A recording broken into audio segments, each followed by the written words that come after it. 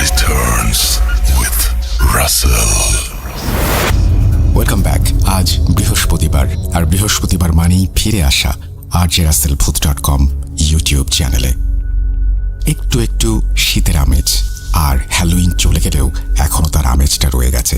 আর সেই উপলক্ষে আজকেও হ্যালোইনের একটা স্পেশাল এপিসোড। আজকের ঘটনাটি পাঠিয়েছেন সাবিত আলম। চলুন কথা না বাড়িয়ে আমরা সরাসরি ঘটনায় চলে যাই। আশা করছি আজকের ঘটনাটি আপনাদের ভালো লাগবে। আর আমাদের চ্যানেলটি থেকে যে কোনো নোটিফিকেশন পেতে আমাদের সাবস্ক্রাইব করুন এবং বেল আইকনটি টিপে দিতে অবশ্যই ভুলবেন না। আমরা চলে যাচ্ছি আমাদের আজকের ঘটনায়। আসসালামু আলাইকুম রাসেল ভাই ও প্রিয় শ্রোতা বন্ধুরা, কেমন আছেন আপনারা? আশা করি আল্লাহর রহমতে আপনারা সবাই খুব ভালো আছেন ও সুস্থ আছেন। আমিও ভালো আছি, আলহামদুলিল্লাহ। আমি আপনাদের পছন্দের শো ভূত.com-এর মডারেটর মোহাম্মদ সাবিত আলম, লিখছি ময়মনসিংহ বিভাগ থেকে। আজ আমি আপনাদের মাঝে নতুন একটি ঘটনা নিয়ে আবারও হাজির হয়েছি। ঘটনাটি আমি শুনেছিলাম আমার খুবই প্রিয় একজন ছাত্রের কাছ থেকে। ওর নাম আলভি। আলভি ভূত.com-এর অনেক বড় একজন ভক্ত। আলভিকে পড়ানোকালীন অবস্থাতেই আমি ঘটনাটি সংগ্রহ করেছিলাম ওর কাছ থেকে।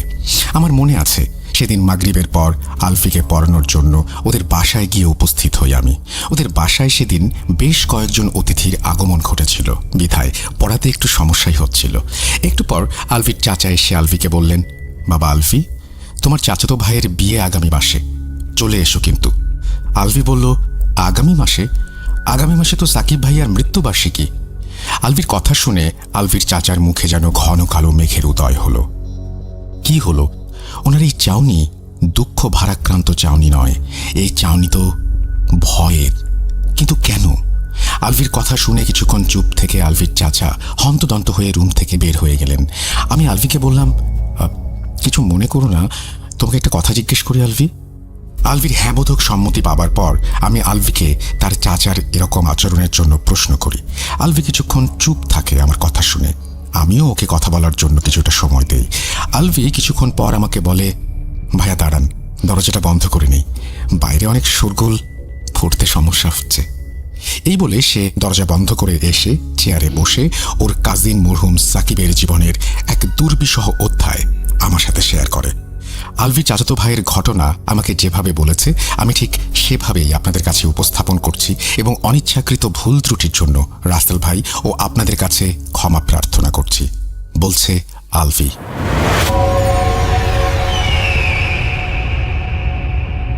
সাকিব ভাই আমাদের কাজিনদের মধ্যে সবচেয়ে বড় এবং সবার পছন্দের।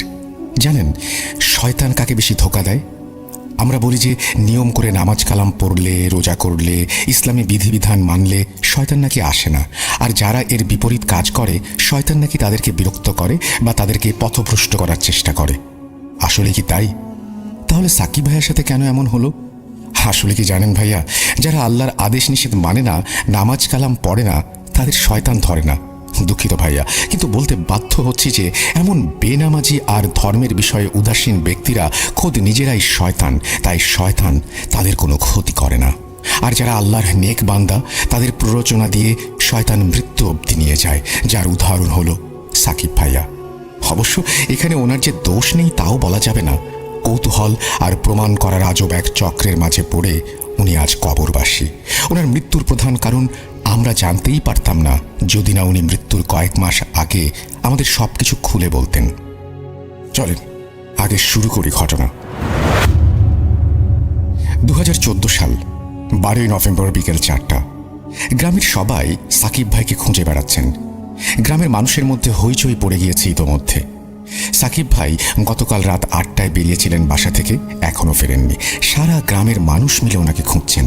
আমার বড় চাচার বড় ছেলে সাকিব ভাই। বড় চাচা বিকেল 5টায় বাসায় এসে একটা পিঁড়িতে বসে পড়লেন। ওনার চোখে পানি। ছেলেকে উনি তখনও খুঁজে পাননি। গ্রাম পুলিশের এক দল 12টা থেকে খোঁজ চালিয়ে যাচ্ছে, কিন্তু সাকিব ভাইয়ের কোনো খোঁজ নেই। মাগরিবের আজান দিল, মসজিদে মাইকিং করা হলো। আমরা সবাই জামাতে নামাজ আদায় করে দোয়া করলাম যেন সাকিব ভাই সহি সালামতে ফিরে আসে।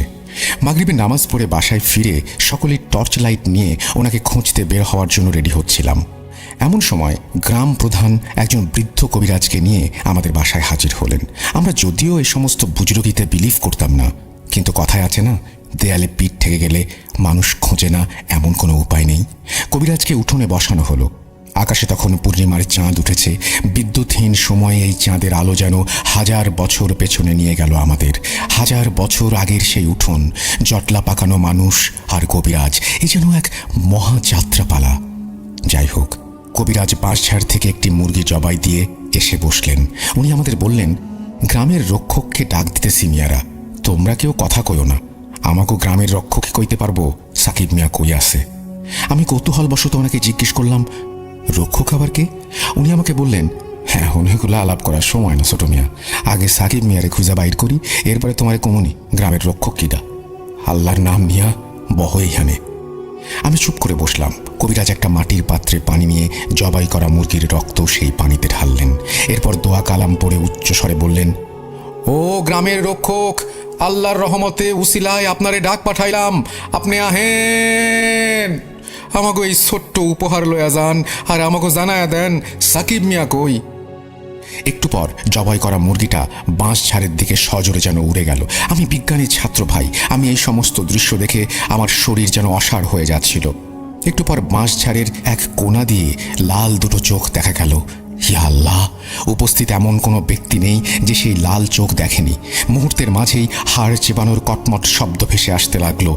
হাড় চিবানোর শব্দ শেষ হবার সাথে সাথে দূর থেকে এক মুসাফিরের আগমন ঘটল। কবিরাজ আমাদের বললেন, সবাই পিছে সরেন, কেউ সামনে আসবেন না। রক্ষকের লোক, কেউ আসবেন না সামনে, আমি কথা কমু। গ্রামের সবাই পিছিয়ে গেল। কবিরাজ সেই মুসাফিরের সাথে কথা বলে দৌড়ে আমাদের কাছে এসে বললেন, কবরস্থানে চলেন মিয়ারা, জলদি আসেন, সাকিব মিয়ার দম প্রায় শেষ। ঘরের পুরুষ মানুষরা লাঠি সোটা আর টর্চ লাইট নিয়ে কবরস্থানের দিকে ছুটলাম। কবরস্থানে গিয়ে দেখলাম কবরস্থানের গেটের সামনে একটা কালো বিড়াল, যার চোখ সেই বাঁশঝাড়ে দেখা চোখের মতো লাল। বিড়ালটি আমাদের দেখে ভয় পেল না, সে আমাদের সামনে হাঁটতে লাগলো আর 2-1 মিনিট পর একটি কবরের সামনে গিয়ে বসে পড়ল। ওই তো সাকিব ভাই পড়ে আছে কবরের পাশে। কবরটিও অনেকটাই খোঁড়া হয়েছে, কাফনের কাপড় দেখা যাচ্ছে, বেশি পুরাতন না। কবর থেকে দুর্গন্ধ বের হচ্ছে। কবিরাজ সাকিব ভাইকে এখান থেকে নিয়ে যেতে বললেন আর গ্রামের কয়েকজনকে নিয়ে উনি কবরটাকে ঠিক করতে লাগলেন। সাকিব ভাইকে বাড়ি আনার পর ওনাকে উঠোনে শুইয়ে রাখা হলো। কবিরাজ এলেন কিছুক্ষণ পর। উনি একটা স্টিলের গ্লাসে পানি পড়া দিয়ে সাকিব ভাইয়ের মুখ খুলে ওনার মুখে ঢাললেন। ভাইয়ের মাথায় হাত দিয়ে উনি দোয়া দুরুদ পড়তে লাগলেন। আমরা উঠোন থেকে দেখছিলাম বাঁশঝাড় থেকে সেই লাল দুটি চোখ জোড়া মিলিয়ে যাওয়ার সাথে সাথে সাকিব ভাইয়ের জ্ঞান ফিরল। আমরা ওনাকে পানি খাওয়ালাম। এরপর কবিরাজ ওনার পকেট থেকে একটা পত্রিকার কাগজে মোড়া জিনিস বের করলেন। উনি বললেন, রক্ষকের মুসাফির এই দাওয়া দিছে মিয়ারা, ডরের কিছু নাই, এইটা সাকিব মিয়ারে খাওয়াও। কাগজ খুলে দেখা গেল সেই কাগজ ভর্তি কালো জিরা। সাকিব ভাইকে কালো জিরা খাওয়ানোর পর উনি আস্তে আস্তে স্বাভাবিক হয়ে গেলেন। আমরা সবাই স্বস্তি পেলাম। ওনাকে জিজ্ঞেস করা হলো যে উনি কবরস্থানে কি করছিলেন। উনি আমাদের বললেন, উনি নাকি জানেন না আসলে হয়েছিল কি ওনার সাথে। রাতে উনি একবার বের হয়েছিলেন দোকানে যাবেন এই ভেবে। রাস্তায় নাকি হঠাৎ একটা গরম বাতাস এসে ওনার গায়ে লাগে। এরপর নাকি ওনার কিছু মনে নেই। কবিরাজ বললেন, সাকিব মিয়া, এই গ্রামের একটা রেওয়াজ আছে, নামাজ পড়বার গেলেও বাবাক মুসল্লি এক লগে যাওন লাগে, একলা যাওন যায় না, তাইলে সে আইসা নিয়া যায়। তোমারে সেই ধরছিল, আল্লাহ বাঁচাইছে। রক্ষকরে আল্লাহর নাম দিয়া কসম দিছিলাম মিয়া, আল্লাহ বাঁচাইছে। আমি এবার আমার কৌতূহল সামলাতে পারলাম না। কবিরাজকে জিজ্ঞেস করলাম, কে এই রক্ষক আর সে আসেই বা কেন? কবিরাজ বললেন, আমারে তোমরা মনে হয় চিনবার পারো নাই মিয়ারা। কেমনে চিনবা? তোমরা তো থাকো না গ্রামে, বাকিরা আমারে চেনে। আমি গ্রামের মসজিদের মুয়াজ্জিন।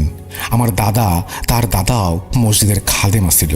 আমার দাদা তার দাদাও মসজিদের খাদেম আসিল। আমার পরদাদা আসিল মসজিদের ইমাম। অনেক পরহেজগার লোক আসিল।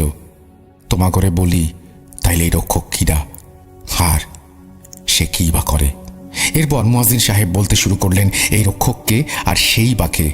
ওনার ভাষা আমি বোঝার সুবিধার্থে পরিমার্জন করে বলছি।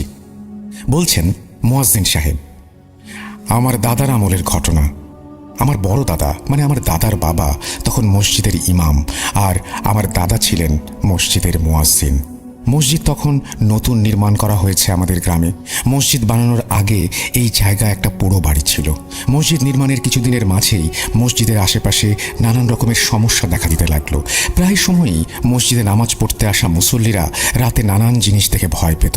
কেউ হয়তো দেখত উটের মতো বড় শেয়াল, কেউ দেখত আগুন চোখা মহিষ, আবার কেউ বা দেখত এক বৃদ্ধ তার ডান হাতে তার নিজের মাথা নিয়ে হাঁটছে। আমার বড় দাদা আল্লাহর একনিষ্ঠ নেক বান্দা ছিলেন। উনি কবিরাজিও করতেন, কিন্তু সব সময় না।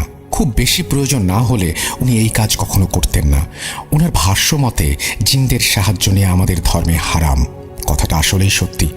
কিন্তু এমন সমস্যা দেখে আমার দাদা মসজিদের পাশে আমাদের মুরব্বীদের নিয়ে একটা বৈঠকে বসেন। একদিন বাদ জোহর এই সমস্যার সমাধানের পথ বের করার কথা হয়েছিল সেখানে। বৈঠকে সিদ্ধান্ত হলো দাদা কবিরাজি বিদ্যা ব্যবহার করবেন গ্রামবাসী ও মসজিদের কল্যাণের জন্য। সেদিন মাগরিবের নামাজের পরেই দাদা ওনার শাগরেদ এক জিনকে আহ্বান করলেন। চাল দিয়ে গোল বৃত্ত এঁকে একজন তরুণ যুবককে মিডিয়াম হিসেবে বসানো হয়েছিল। দাদার দোয়া কালাম আর আল্লাহর ইচ্ছায় একজন জিন এসে সেই তরুণ যুবকের জবানে কথা বলতে লাগলো।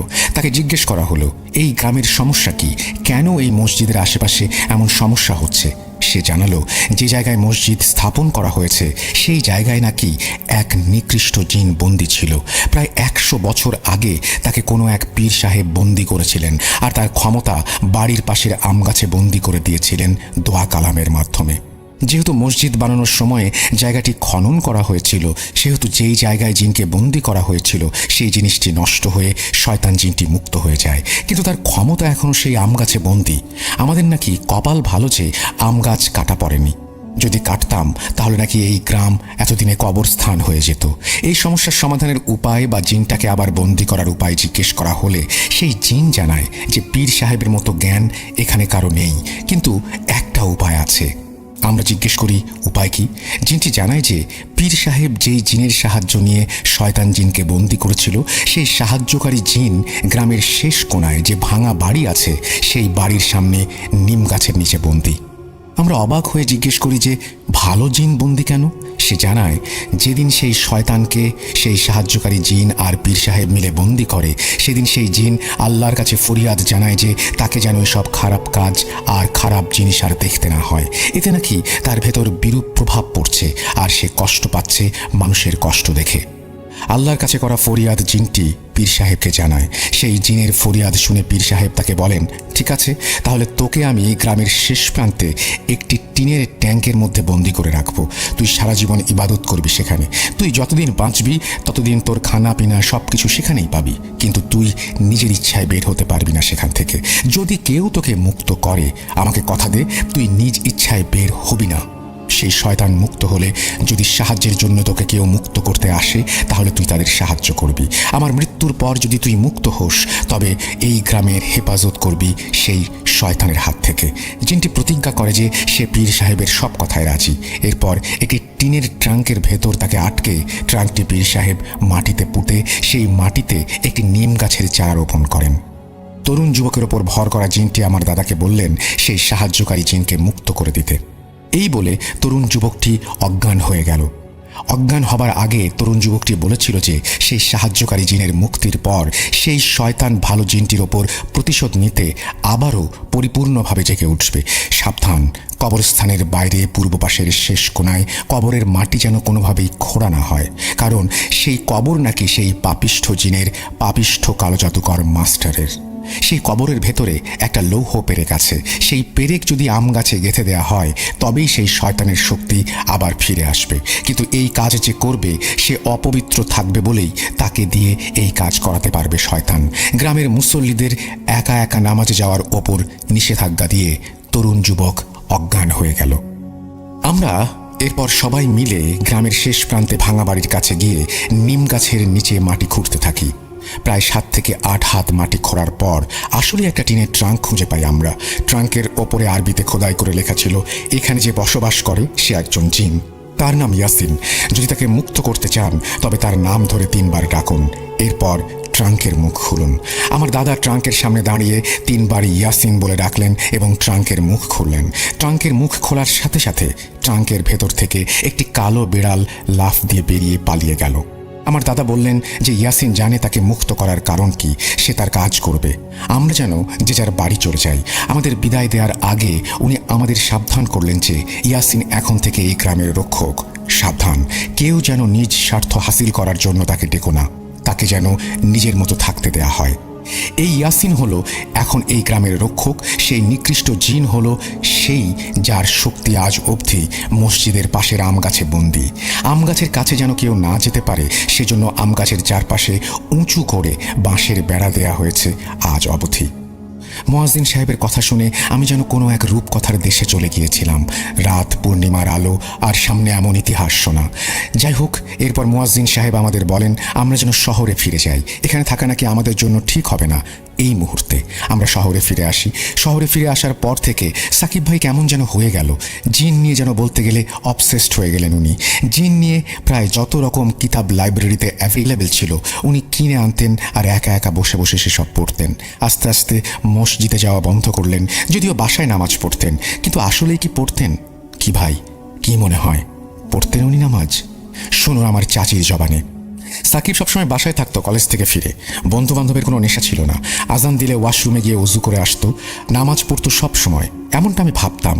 এই ভাবনা আমার ভাবনাই থাকতো যদি না সেদিন রাত আমার জীবনে আসতো। সাকিবকে নিয়ে সেদিন গ্রাম থেকে ফেরার পর বাসায় কিছু অদ্ভুত ঘটনা ঘটতে লাগলো। যেমন রাতে বাসায় হাঁটা চলার আওয়াজ পাওয়া যেত, হাড় চিবানোর আওয়াজ পাওয়া যেত, মাংস পচা দুর্গন্ধ পাওয়া যেত। ও হ্যাঁ, সব থেকে অবাক করা বিষয় ছিল যে ডিপ ফ্রিজ থেকে মাছ মাংস যেন উধাও হয়ে যেতে লাগলো। এসব বিষয়ে পাত্তা যদিও খুব একটা দিতাম না। হ্যাঁ, দিতাম না, সেদিন রাতের আগ পর্যন্ত দিতাম না। কিন্তু সেদিন রাতে যা দেখলাম সেটা দেখে আমার আর সাকিবের আব্বার রুহ কেঁপে উঠেছিল। আমি সেদিন রাতে তাহাজ্জুদের নামাজ পড়ার জন্য আগেভাগে উঠে নামাজে দাঁড়িয়ে যাই। হঠাৎ আমার নাকে কাঁচা মাংসের গন্ধ এসে লাগে। আমি নামাজ শেষ করে বাইরে বের হয়ে ডিপ ফ্রিজ চেক করি, কিন্তু তেমন কিছু পাই না। সাকিবের ওয়াশরুম ছিল ওর রুমের বাইরে। ওর ওয়াশরুমে আলো জ্বলছে, আমি দেখতে পেলাম। দরজা হালকা খোলা, আমি দেখলাম সাকিব অজু করছে। ও অজু করছে দেখে আমি চোখ সরিয়ে আবার নামাজ পড়তে চলে যাচ্ছিলাম। এমন সময় মনে হলো যে সাকিব কোনো পানি দিয়ে অজু করছে, কিন্তু সেই পানিটির রং লাল। ওয়াশরুমে গিয়ে আমি যা দেখলাম সেটি দেখে আমার শরীর ঠান্ডা হয়ে আসলো। সাকিব একটা বালতিতে কাঁচা মাংস রেখেছে, সেই মাংস থেকে বের হওয়া লাল রক্তের পানি অজুর মতো করে ব্যবহার করছে সাকিব। ও প্রথমে নিজের হাত ও কবজি 6 বার ধুলো, এরপর মুখে পানি দিল। চেহারা না ধুয়ে নিচে সেই পানি লাগালো, এরপর মাথায় পানি লাগালো, কিন্তু উল্টো করে, মানে অজু যেভাবে করে ঠিক সেইভাবে নয়। এরপর আমি সাকিবের বাবাকে রুমে এসে ডাকলাম আর ওনাকে সবকিছু খুলে বললাম। উনি আমাকে বললেন আমি নাকি ঘুমের ঘরে ভুল দেখেছি। আমি তবুও ওনাকে আমার সাথে সাকিবের রুমে আসতে বললাম। আমরা সাকিবের রুমের কাছে এসে গেলাম দুইজনে। সাকিবের বাবাও কাঁচা মাংসের গন্ধ পাচ্ছিলেন নিজের ঘরে। একটু শব্দ করে তেলাওয়াত করছিল সাকিব, কিন্তু কি তেলাওয়াত করছিল বুঝতে পারছিলাম না। ওর ঘরের দরজা একটু খুলতেই আমরা যা দেখলাম সেটি বলতে গিয়ে এখনো আমার গায়ের লোম দাঁড়িয়ে যাচ্ছে। সাকিব কোনো একটি সূরা উল্টা করে পড়ছে। সাকিবের বাবা সাকিবকে সজোরে ধমক দিয়ে বললেন, সাকিব তুই কি করছিস? পাগল হয়ে গেছিস? থাম থাম বলছি।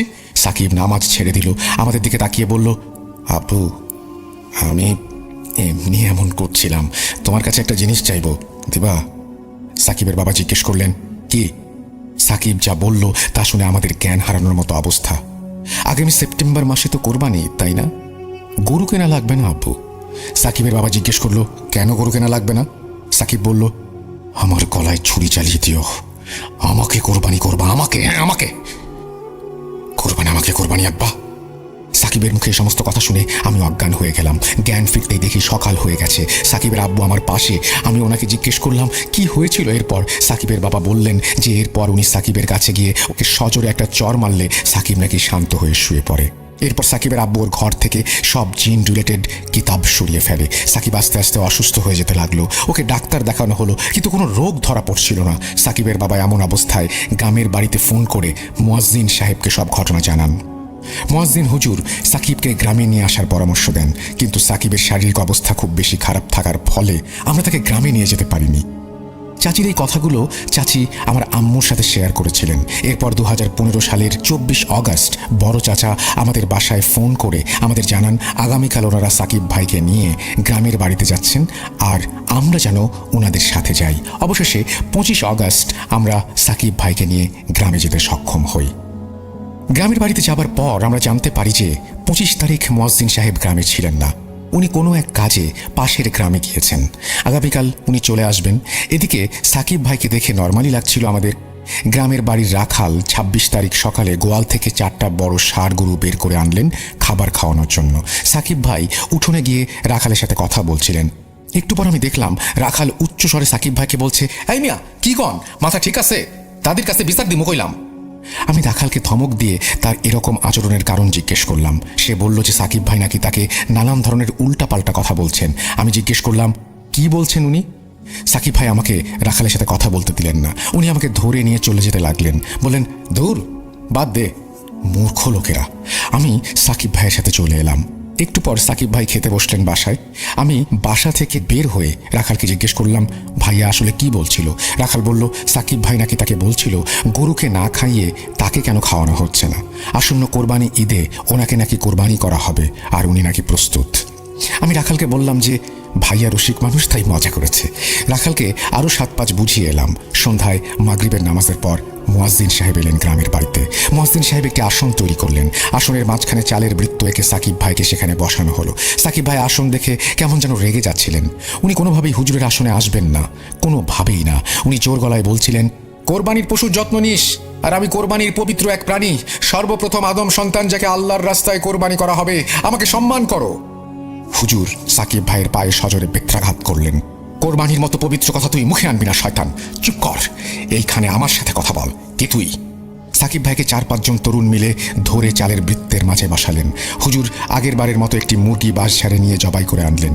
মাটির পাত্রে পানি রেখে পানিতে দোয়া পড়ে দম করে মুরগির রক্তে ঢেলে দোয়া পড়লেন। ও গ্রামের রক্ষক, আল্লাহর রহমতে আল্লাহর উসিলায় আমাকে সাহায্য করেন, আসেন। ওনার এই কথা শুনে সাকিব ভাই সজোরে হেসে উঠে বললেন, রক্ষক? মুয়াজ্জিন, তুই আমার মতো করে বলতে পারবি সবকিছু? আমি তো তোর সম্পূর্ণ বংশের নাম জানি। হেমদাদ, তোর বাবার নাম উসমান, তার বাবার নাম সুলেমান, তার বাবার নাম আলী, তার বাবার নাম ইসমাইল, তার বাবার নাম কুদরত। আরো শুনবি? এবার তুই আমাকে বল আমি কে? মুয়াজ্জিন সাহেব ঢোক গিললেন। উনি একটু ভয় পেয়ে গিয়েছিলেন। সত্যি বলতে আমরাও ভয় পেয়ে গিয়েছিলাম সেই মুহূর্তে। হুজুর মনে মনে দোয়া পড়তে লাগলেন। দোয়া পড়ে সাকিব ভাইয়ের ওপরে পড়া পানি ছিটিয়ে দিয়ে উনি জিজ্ঞেস করলেন যে কেন এসেছে। এই কথা বলার সাথে সাথে বাড়ির চালের ওপর থেকে একটা গাছের ডাল এসে হুজুরের হাতের ওপরে পড়ল। হুজুর প্রচণ্ড ব্যথায় কোঁকাচ্ছিলেন। এদিকে গাছের ডাল পড়ার কারণে চালের বৃত্তের চাল একদিকে সরে গিয়েছিল। সাকিব ভাই আসন থেকে উঠে হুজুরের গলা টিপে ধরেন। এমন সময় জবাই করা মুরগিটি উড়াল দিয়ে বাঁশঝাড়ের ভেতরে চলে যায়। বাঁশঝাড় থেকে লাল দুটি চোখ দেখা যাচ্ছিল। সাকিব ভাই নড়ে চড়ে বসলো। ভয়ে সে ঢোক গিলতে লাগলো। বাঁশঝাড় থেকে হাড় খাওয়ার কটমট শব্দ আসছিল। হুজুর নিজেকে সামলে নিলেন। দূর থেকে 5 থেকে 7 জন মুসাফির এলেন কোত্থেকে যেন। ওনারা হুজুরের পাশে এসে দুটি লাইন করে দাঁড়ালেন। হঠাৎ হাড় খাবার শব্দ থেমে গেল। মুসাফিরদের 2 লাইনের মাঝখান থেকে সেই লাল চোখা কালো বিড়াল আস্তে আস্তে এসে বসলো মুয়াজ্জিন সাহেবের পাশে। সাকিব ভাই এবার একদম চুপ। হঠাৎ একটা বিদ্যুৎ চমকানিতে আমাদের চোখ যেন ঝলসে গেল। চোখ খুলে দেখি মুসাফিরেরা আর বিড়ালটি কোথাও কেউ নেই। এবার সাকিব ভাইয়ের দিকে তাকিয়ে মনে হলো কেউ যেন ওনার হাত পা এমনভাবে ধরে রেখেছে যেন উনি নড়তেই পারছেন না। মুয়াজ্জিন সাহেব প্রশ্ন করলেন সাকিব ভাইয়ের শরীরে কে আর কেন এসেছে। সাকিব ভাইকে দেখে মনে হলো ওনার হাত পা এবার ছেড়ে দেয়া হয়েছে। গভীর এবং ভারী গলায় উনি বললেন, আসসালামু আলাইকুম মুয়াজ্জিন সাহেব, আমি ইয়াসিন। আপনার দাদা যাকে মুক্ত করেছিলেন, আপনি ভাগ্যবান যে আপনার দাদা অনেক ভালো মানুষ ছিলেন আর আপনি ওনার বংশধর, নইলে আমাকে ডাকার অপরাধে আমি আপনার প্রাণ নিতে পারতাম। যাই হোক, এই ছেলের শরীরে সুকুমার বসবাস। এই ছেলে আপনাদের মিথ্যা বলেছে। ছেলেটা পরহেজগার, কিন্তু ছোট্ট একটা মিথ্যা বলার কারণে আজ তার এই পরিণতি। সেদিন রাতের কিছু তার মনে নেই, এই কথা মিথ্যা। আমি ওর শরীর থেকে যাবার পর ওকে জিজ্ঞেস করবেন, তার সত্যিটা জেনে নেবেন। আর সুকুমা, ওকে আমি সরাসরি আটকাতে পারবো না, কারণ আমি এই গ্রামের হেফাজতের দায়িত্বে আছি। এই ছেলে গ্রামের বাইরের মানুষ আর সে নিজের কর্মফল ভোগ করছে। সেদিন সে যদি সত্যি কথা বলতো আমি তাকে সাহায্য করতে পারতাম, কিন্তু এখন সুকুমা তার কলিজা ফুসফুস নষ্ট করে দিয়েছে। ও আর বাঁচবে না। আর সুকুমা পবিত্র দিনে বলি দেওয়ার মাধ্যমে নিজের শক্তি পুনরুদ্ধার করার রাস্তা খুঁজে পেয়েছে বলে মনে হচ্ছে। এই কারণেই কোরবানি ঈদের মতো পবিত্র দিনে এই ছেলের বলি দিতে চাইছে। আমি সুকুমাকে নিয়ে যেতে পারি, কিন্তু তাতেও কোনো লাভ হবে না। তবু আমি সুকুমাকে নিয়ে যাচ্ছি। সুস্থ করার মালিক আল্লাহ, আমি নই। আমাকে ক্ষমা করবেন। আমি আসি। আসসালামু আলাইকুম। এই কথা বলে ইয়াসিন চলে যাওয়ার আগে আমি ওনাকে বলি, ইয়াসিন সাহেব অপেক্ষা করুন, সুকুমাকে আমাকে বলুন। ইয়াসিন সাহেব আমার দিকে তাকিয়ে বলেন, সুকুমা অনেক প্রাচীন শয়তান, যাকে এই গ্রামের একজন কালো জাদুকর আহ্বান করেছিল নিজের এক চোখ বিসর্জন দিয়ে। কিন্তু তার কালো জাদুর কথা গ্রামবাসী জেনে যাবার ফলে তাকে পিটিয়ে মেরে ফেলা হয়। মেরে ফেলার পর তার লাশ মাটিতে পুঁতে দেওয়া হয়। তার এক চোখ মৃত্যুর পর বন্ধ হচ্ছিল না, তাই গ্রামবাসী তার চোখের ওপর পেরেক মেরে মাটিতে পুঁতে ফেলে কবরস্থানের বাইরে শেষ প্রান্তে। আমি আসি, আল্লাহ হাফেজ। ইয়াসিন সাহেব সুকুমাকে সাকিব ভাইয়ের শরীর থেকে নিয়ে চলে গেলেন। সাকিব ভাইয়ের জ্ঞান ফেরানোর চেষ্টা করি আমরা। ওনার জ্ঞান ফিরলে আমরা সেদিন রাতের আসল কাহিনী জিজ্ঞেস করলে উনি জানান যে ওনার এক বন্ধু নাকি কবরের আজাব বা কবরের সওয়াল জবাবের কথা বিলিভ করতো না। তাকে ভুল প্রমাণ করতেই নাকি সেদিন রাতে সাকিব ভাই কবরস্থানে যান ক্যামেরা নিয়ে ভিডিও করতে। কিন্তু সেখানে গিয়ে একটি কবর প্রায় অর্ধেক খোঁড়ার পর উনি লালসার শিকার হন। উনি দেখেন খুব সুন্দর সাজ পোশাক গায়ে এক মহিলা তার দিকে তাকিয়ে আছে। উনি মহিলাকে জিজ্ঞেস করলেন মহিলাটি কে। মহিলাটি উত্তর দিল তার নাম সুকুমা, এই গ্রাম প্রধানের মেয়ে, যা ছিল আসলে মিথ্যা। সাকিব ভাইকে এত রাতে কবরস্থানে আসতে দেখে সে নাকি এখানে এসেছে। এরপর সুকুমা সাকিব ভাইকে কবর খোঁড়ার কারণ জিজ্ঞেস করলে সাকিব ভাই ওনাকে তা জানান। এরপর সুকুমা তাকে বলেন শেষ প্রান্তের একটা কবর খুঁড়লে নাকি সাকিব ভাই ওনার দরকারি এভিডেন্স পেয়ে যাবেন। কিন্তু সাকিব ভাই যখন সুকুমার ধোকায় পড়ে কবর খুঁড়তে যাচ্ছিলেন তখনই নাকি উনি দেখলেন যে একটি কালো বেড়াল ওনার পথ রোধ করে দাঁড়িয়ে আছে। এসব নাকি ওনার আর কিছু মনে নেই। এই ঘটনার পর আমরা সাকিব ভাইকে নিয়ে শহরে চলে আসি। ওনার শারীরিক অবস্থার অবনতি হয়, ডাক্তারের অবজারভেশনে রাখা হয়। কোরবানির ঈদ চলে আসে। আল্লাহর নামে কোরবানি দিলে আল্লাহ হয়তো রহম করবেন ভেবে বড় চাচা কোরবানি দেওয়ার নিয়ত করলেন। কোরবানি ঈদের 2 দিন আগে রাতে আমার চাচা আমার আব্বুকে ফোন করলেন। ফোন করে উনি যা বলেন তা কিছুটা এরকম, আগামী পরশু কোরবানির ঈদ, তাই আগামীকাল গরু কিনতে যাব বিধায় আজ একটু আগেই শুতে চেয়েছিলাম, কিন্তু কাজ করতে করতেই দেরি হয়ে গেল। শেষবার ঘড়ি দেখছিলাম রাত 12:40। ঘুমের মাঝে হঠাৎ সাকিবের গলার আওয়াজ ভেসে আসে আমার কানে। ফিস ফিস করে কথা বলছে সে, আব্বু আব্বু আমাকে কোরবানি দাও। এরপর চাচা নাকি বিছানা থেকে উঠে সাকিব ভাইয়ের রুমে গিয়ে ওনাকে দেখে এসেছিলেন। উনি ঘুমাচ্ছিলেন তখন, বেচারা শুকিয়ে যেন একদম কঙ্কাল হয়ে গিয়েছে। কোরবানি ঈদ এসে গেছে, আল্লাহর নামে কোরবানি হয়। সাকিব ভাই কোরবানি ঈদে সামিল হয়েছিলেন শরীরের এই অবস্থা নিয়েও, কিন্তু ওনার আর শেষ রক্ষা হয়নি। গত 23 নভেম্বর 2015 উনি মৃত্যুবরণ করেন। ইন্না লিল্লাহি ওয়া ইন্না ইলাইহি রাজিউন। এই বলে দীর্ঘশ্বাস ফেলে আলভি তার কাজিন সাকিব ভাইয়ের ঘটনাটি শেষ করেন। প্রিয় লিসেনার্স, এই ছিল আপনাদের জন্য পাঠানো আমার আজকের ঘটনা। যদি এতটুকু ভালো লেগে থাকে তবে আমি কৃতজ্ঞ, আর যদি ভালো না লাগে তাহলে আমি ক্ষমা প্রার্থী। আমাকে ক্ষমা করবেন। আবারও কথা হবে নতুন কোনো সপ্তাহে নতুন কোনো ঘটনা নিয়ে। ততদিন পর্যন্ত ভালো থাকুন, সুস্থ থাকুন। আমি মোহাম্মদ সাবিত আলম আজ বিদায় নিচ্ছি। আল্লাহ।